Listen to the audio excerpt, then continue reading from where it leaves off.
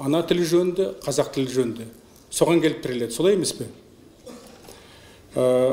Осы 25 жылдың ішінде елбасының тапсырмасы бойынша үкімет мынау қазақ тілінің, ана тіліміздің қолдану аясын кеңейту жағдайында біршама мәселе атқарды деп есептеймін. Біріншіден, заң қабылданды, қаражаттар қажетті бөлінді, мамандар дайындалды. Бүгінгіні қарап отырсаңыздар, парламенттағы отырыстардың бәрі жаппай қазақ тілінде өтеді, үкіметтің мәжілісі қазақ тілінде өтеді. Бірақ бір нәрсе түсініксіз. Біз осы күнге дейін жалпы қазақ тілі өзге емес, өзімізге керек екенін түсінбей келеміз.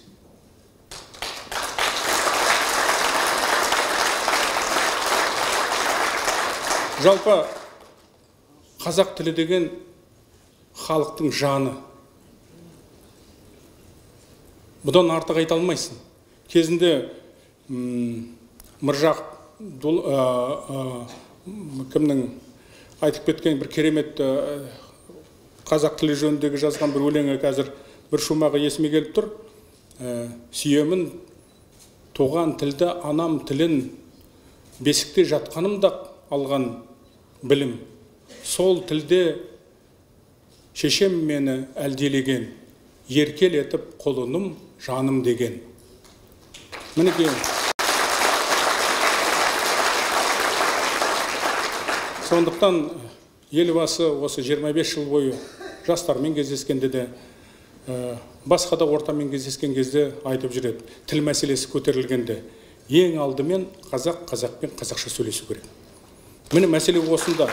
Біз бір-бірімізбен қазақша сөйлесек, біз өз тілімізді өзіміз құрметтесек, біз оған шын мәнінде жанашырлық білдірсек қана тілдің болашағы болады. Тіл бар жерде қазақ бар, тіл жоқ жерде қазақ жоқ. Бітті, басқа формула жоқ бұл мәселеде.